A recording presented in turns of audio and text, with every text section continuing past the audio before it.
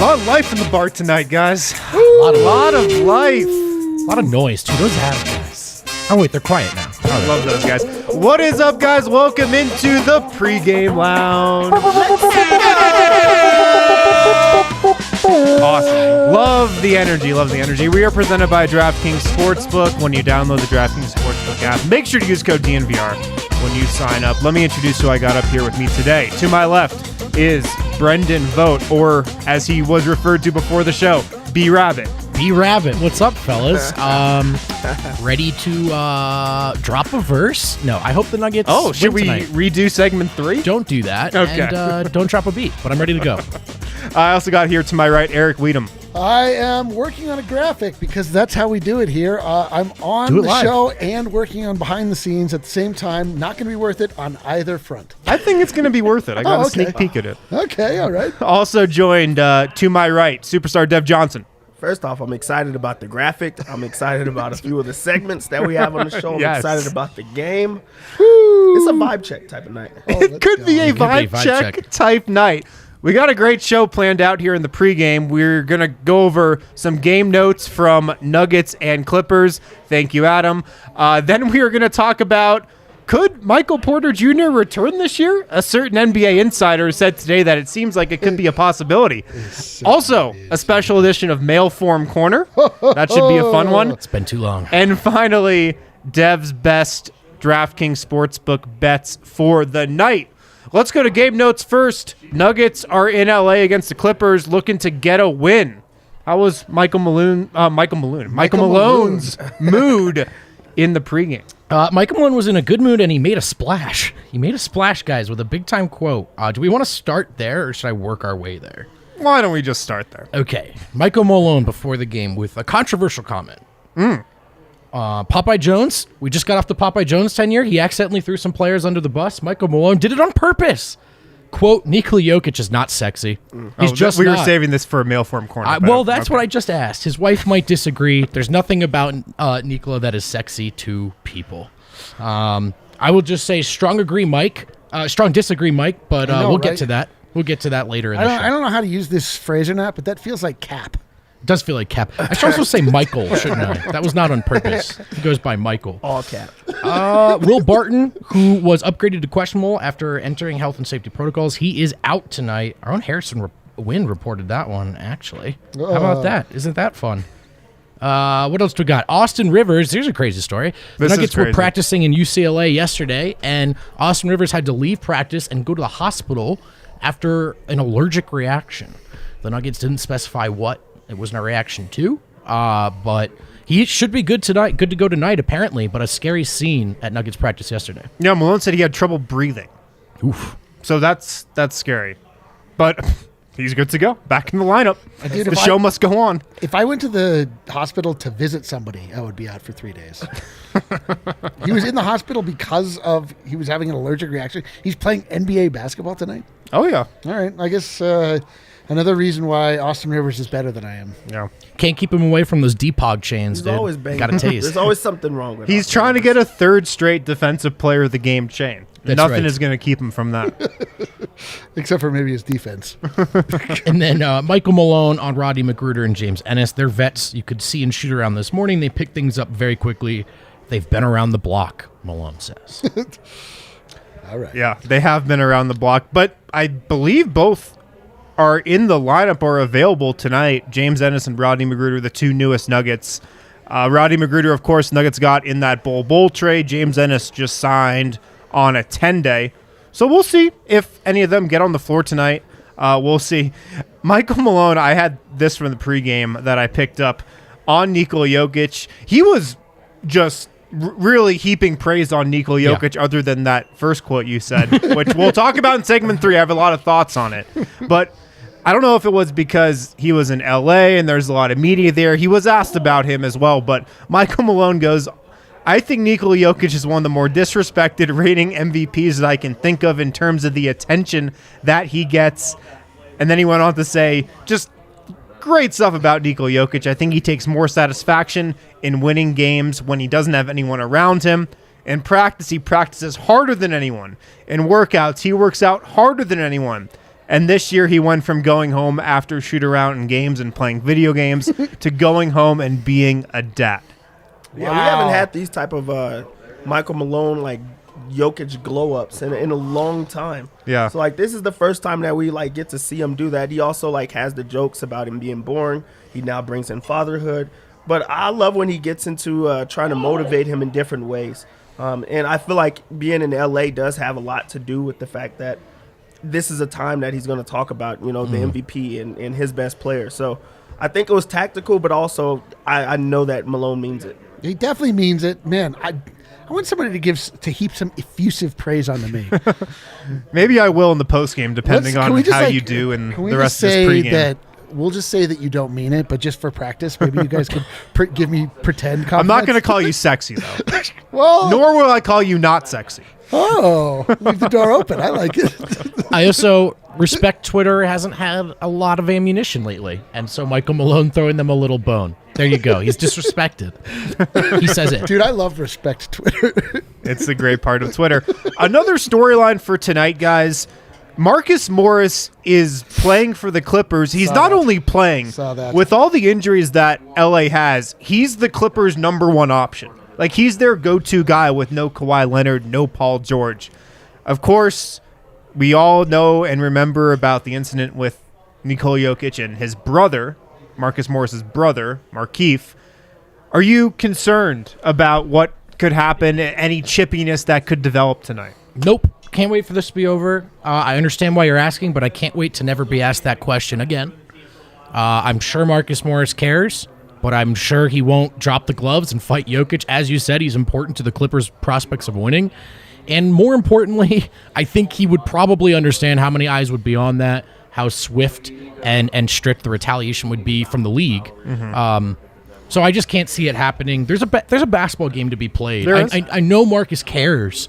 It's his brother, but these guys are professionals, and it's been a minute. And I know we had a tweet recently, but it's been a minute. Also, listen, there's going to be stuff that happens, but it's going to be like subversive, weird, like under the basket.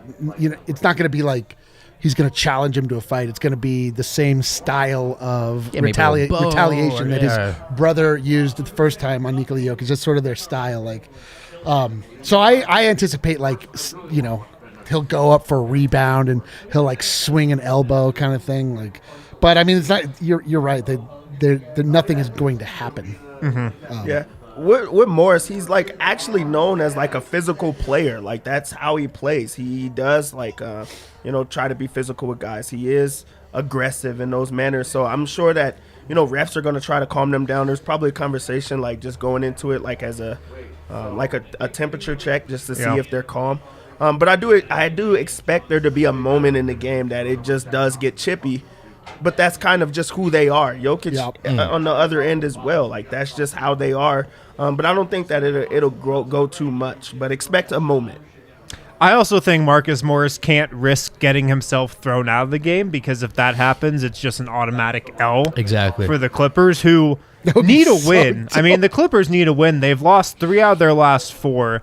They're down their best 2 players.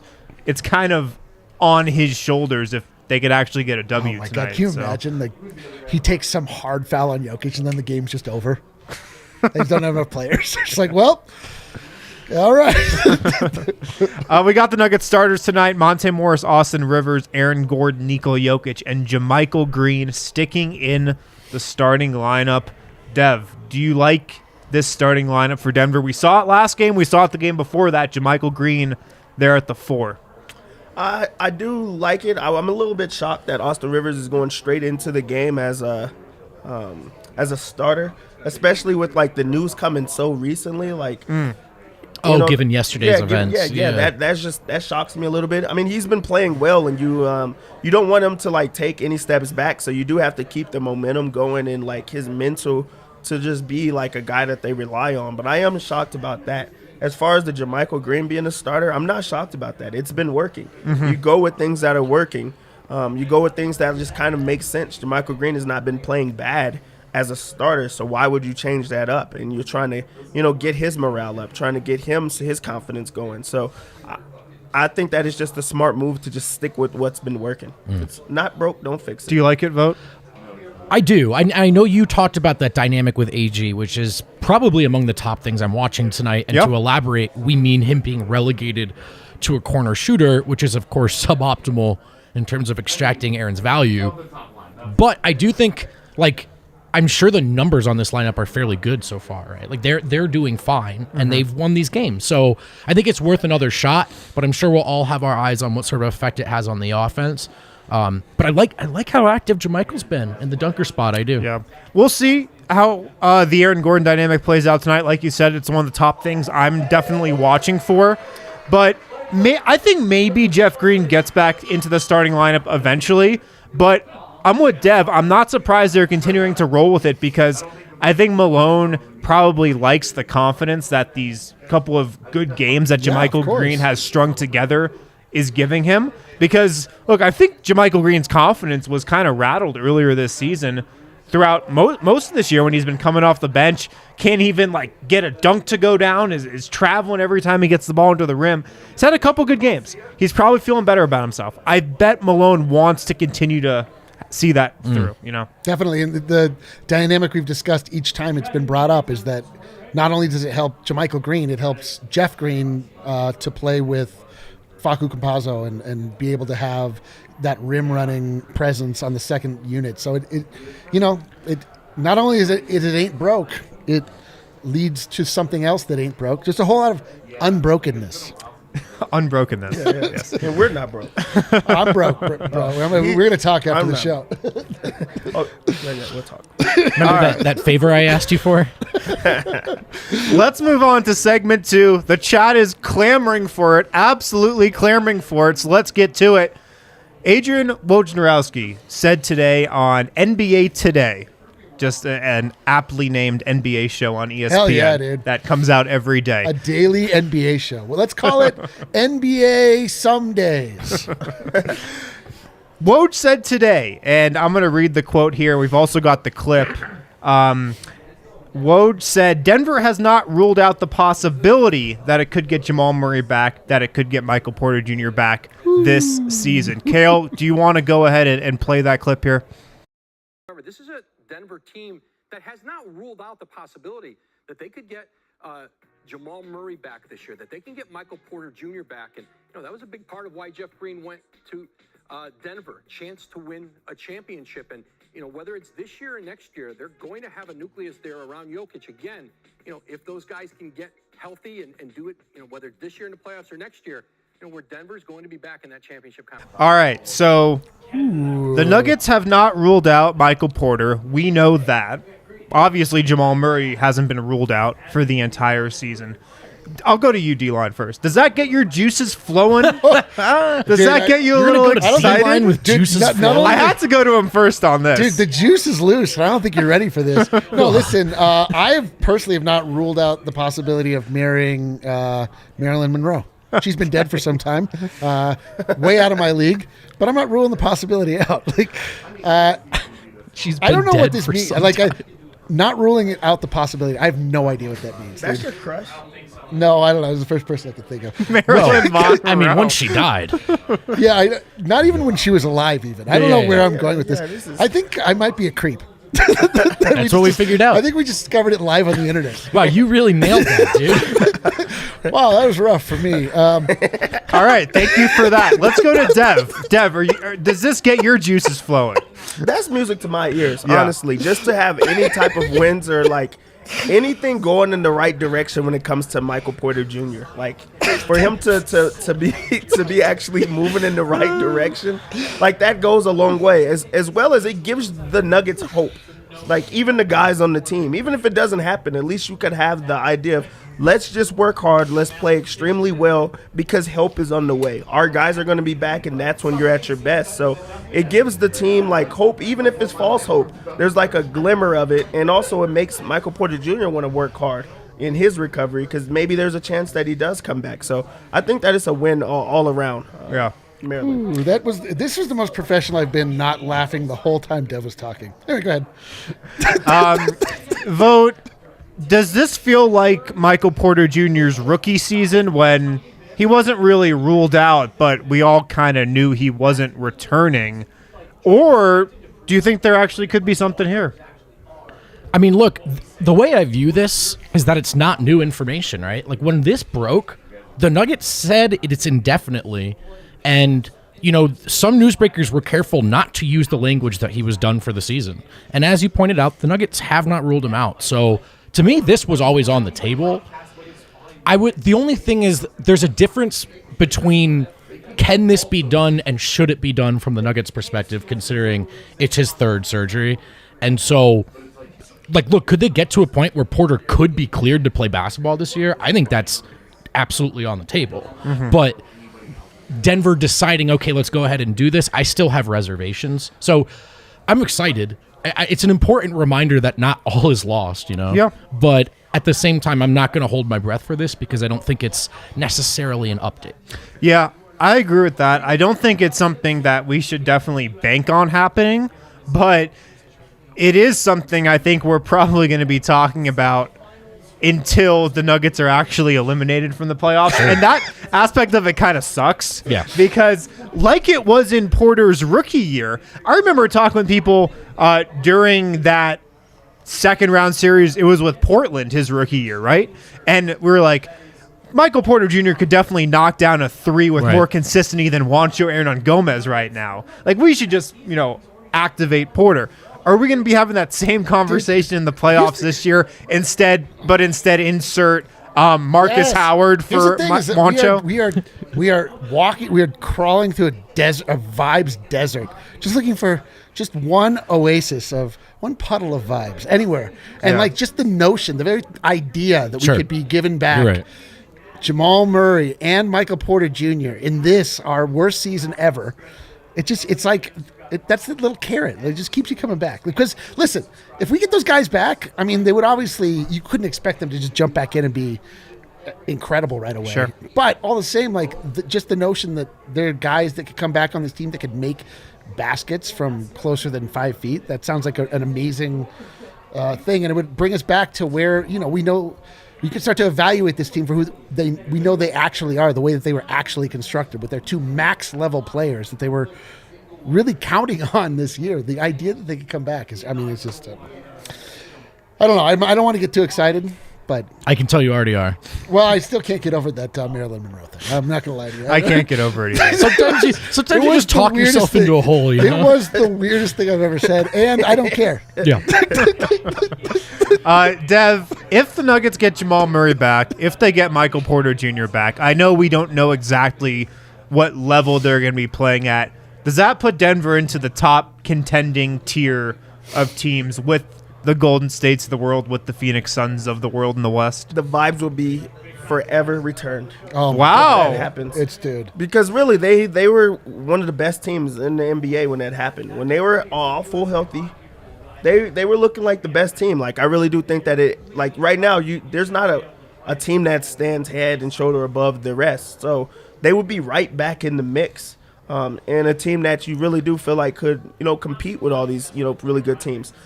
They got swept by the Phoenix Suns last year, but if they had one guy, Jamal Murray back, how much does that go? And they went all the way to the finals. So I think that it puts them right back to where they are, especially depending on the timing of when they come back, because it'll give them time to get acclimated and to get back into their flow and getting back to the team. So I think that it puts them right there with the rest of the good teams. Yeah.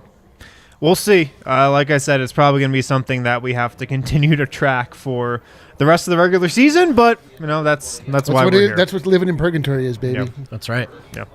Time for segment 3. Oh, boy. An early edition of Mail Form Corner. Usually, this is after 10 p.m. segment, but we're hitting it early tonight because Michael Malone had a very interesting quote. Yeah, that graphic is. I don't like it's that. Jarring. It's gonna stick in my head all night. Can you edit live shows, Kale, as they happen? Can you take that I think out? it's so good that he put it up for 2 seconds to make you think about it and go away. Yes, you did see it. There it is again. Welcome to Mail Form Corner. We're glad you're here.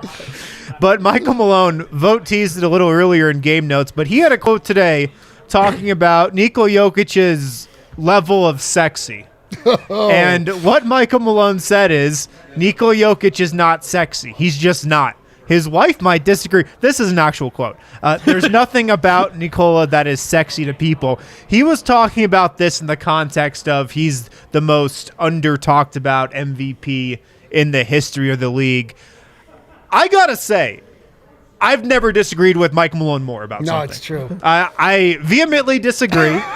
There are two types of people that find Nikola Jokic sexy. There are two groups of people. Those with eyes. Well, one is horse men or horse women. Oh, dude. That's a fact. That's the first group. That's a 100% of horsemen find Nikola Jokic Yes. sexy AF. yes, or horse women. 100%. Yeah. The second group that finds Nikola Jokic sexy is people that understand the game of basketball at a deep level, like us on this panel, like Michael Malone, like Nikola Jokic's wife.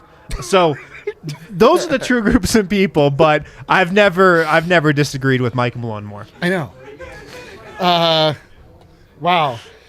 So wait, does Nikola Jokic's wife view him in the same, like through the same lens as a horseman or a basketball appreciator? That's what I would think. Yeah. Do you think you love Jokic more than she does? I think I find Jokic sexy in a way that you would expect his wife to. Okay, see? So there goes your answer. In sort of like a biblical way, if you know what I mean. I also disagree with the point that you have to be a hoops head to find Yoke's game sexy. Like, I don't. Or a horseman. I made that very clear. No, that point was good. That's a good one. But I just don't. I don't think you have to be able to break down a defense to watch Jokic break down a defense and be like, well, that was effing sweet. Like, I watch this guy every night, and I pride myself on trying to learn more every day, but I'm not Adam Mares. Like, I'm no ball is life over here. I'm not breaking it down for you on the list, but I still think it's sexy. Yeah. Give me Jokic any night of the week as a basketball player. This is tough. This is a tough topic to talk about. It seems like a take from 2016, where Nikola Jokic is this analytics darling, this plus-minus god, and that's the only good thing about him. Advanced statistics are the only good thing about him. I'm glad that you brought up the 2016 part, because that's what I was thinking. This is like not anything that in 2022 that you would expect to come out of Malone's, like, 2016 he's not call. talking about Wants his take back. That's not his idea anymore. He just won the MVP of the league. Like, Yeah, dude. You could say he's the most disrespected, but you can't say that his game's not sexy because he just won, the best basketball player in the world. It's so true. Like, this So is like that's a different image for him. 2016, that was when the girl that was going to go to prom with you still had her glasses on. And then now she took her glasses off. No one noticed what a hottie she was the whole time. No, I see what he did there. It's like Superman. Every with glasses. teen movie where Princess Diaries? where it was every that teen Princess movie where Diaries? there's a sort all of a of them. homely girl. Homely. Her hair is a little messy. She's bookish. Nice. Take Super those glasses nerdy. off. Hot AF. Take her to the prom queen. Nikola Jokic. That's who you are. See what you did Yeah, there, brother. I think Jokic's game is sexy as hell. I do. It's like really, really sexy, and I watch him every night. Yeah, so take that, Michael Malone. That was that's weird the way you said that about watching him every night. That's This is tough. There's really I mean, it's just landmines facts. everywhere. It's what I do. It's like my Landmines entire everywhere. life, And mines just watching him everywhere. run up and down the floor. All right, let's move on to Dev's best DraftKings bets of the night. Nuggets and Clippers, of course. Clippers are down a lot of guys, but the Nuggets seem, pretty healthy. Dev, what are you liking tonight? I mean, we've been doing our thing lately on this show because right. we've been going with rebounds every single time. People have tried to call me out for that.